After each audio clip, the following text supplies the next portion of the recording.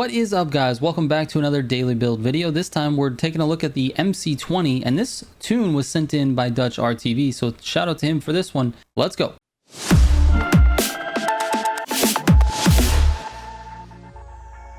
All right, real quick before I get into it, if you would like your tune featured on a video like this, you can send it in on my website. It's militiagamingco.com. Go to the builds page, scroll down, there's a Motorfest form there that you can fill out your tune for the car that you're looking for, and then you might be featured in a video like this. If the tune is good and I like it and it's fast, I'll use it and feature it in a video. So let's get into this. Shout out once again to Dutch RTV for sending this in. This is the Maserati MC20. Now for the stats on this car, it's pretty decent. The one thing that really stands out is the braking distance. I noticed it while driving the car. You can brake really late with this car and not have any problems. The lateral G's at high speeds are very good as well. It sort of reminds me a little bit of the way that the Agera R handles. Like, it's kind of really wild at lower speeds, but if you're at high speeds, it is very, very fast. Now, I don't think it's quite as good as the Agera R. I think the Agera R is still a little bit above it. But that being said, this is definitely a viable car. So let's get into it. So we've got the brake balance at 50%. And then if we go down to the suspension, we got +5 in the front, +10 in the rear, +12 in the compression front, +20 compression rear, +10 in the rebound front, +20 in the rebound rear.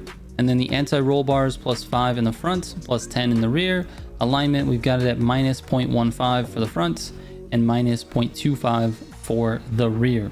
Now, I have not driven this in a grand race, so this will be my first time. Let's see how we do. All right, so we've got the Maserati up second. It's actually where I prefer to do these videos. I like when the car is in the second position because it sort of gives me an idea of how it transitions, or how you transition into it. And then also maybe we'll have some people around us to sort of try to overtake. But let's see what happens here.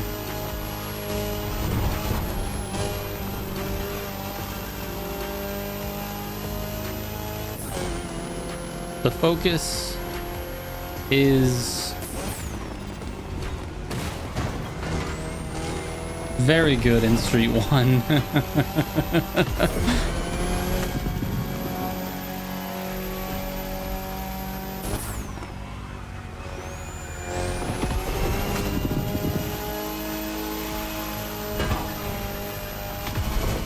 Oh, almost lost the rear end. I'm a little out of control going into this jump. That definitely lost me some speed.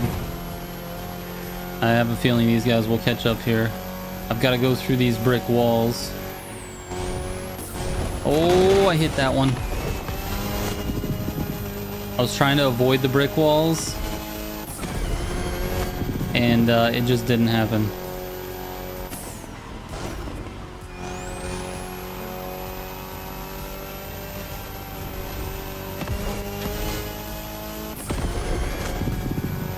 Now we got to save a little bit of NOS for this jump.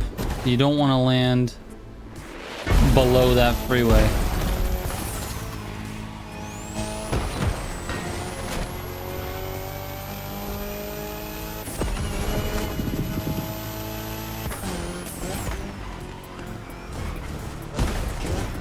You know, I have yet to master that turn, and every video I run into that wall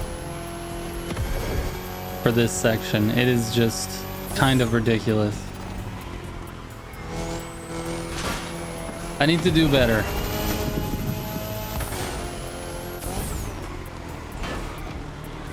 Oh my goodness, I went into that way too hot. I'm driving a little bit erratic right now. This is not good. Because by the time I get into the MC20, I need to be stabilized.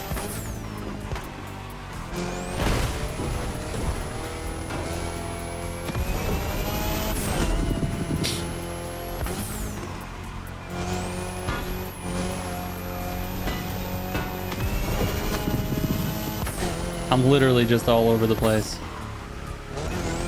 My focus is sliding everywhere. I've got no control. We're almost there, MC20. We're almost there, dude.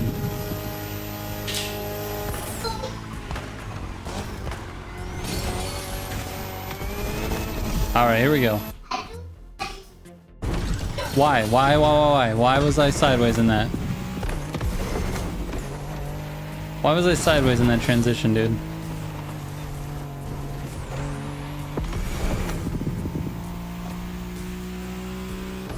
Alright, I kind of like how quiet this thing is compared to the Focus. I honestly couldn't even hear myself talk.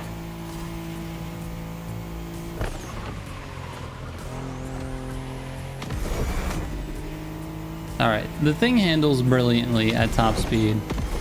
Sometimes you just have to kind of full send corners and hope for the best, and this one does pretty well here.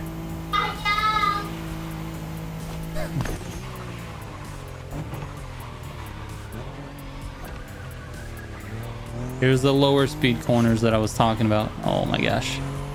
I'm so afraid to lose the back end, it's crazy. I'm gonna do my best not to lose it in this.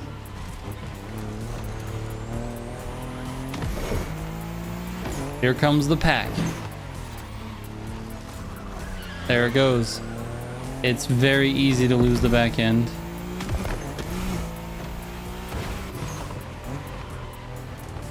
All right, let's stay on the gutter. I think we did okay. That's most of the technical sections for this race.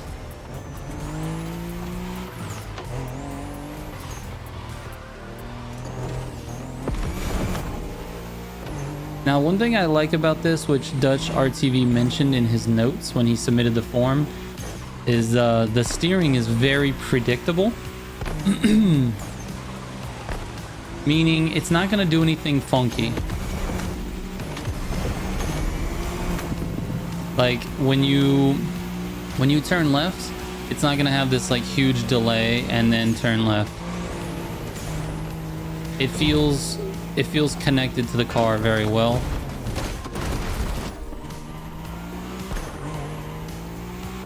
All right, we've got a decent gap on this. I feel like we can bring her home with this third car transition.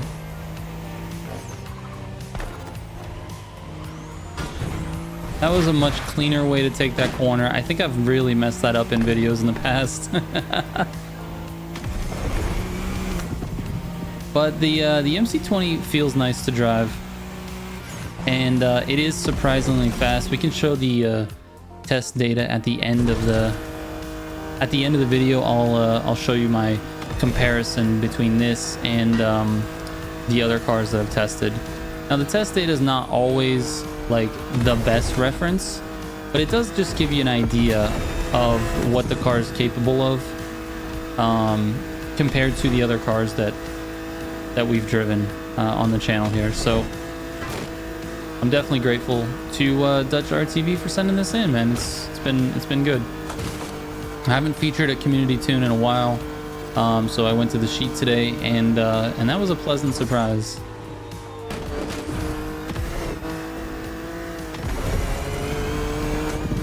Stay away from the canoes, maybe. Hey, we dodged them. We dodged them.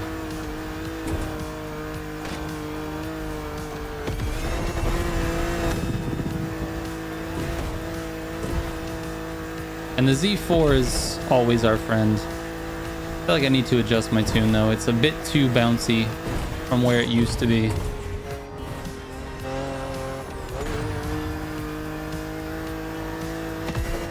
There's a little bit of grip on the inside there if you guys can grab that inside of that checkpoint. I know a lot of times I end up swinging super wide on that section, and I'm sometimes missing that checkpoint actually. I'm pretty sure I've missed it here in videos as well.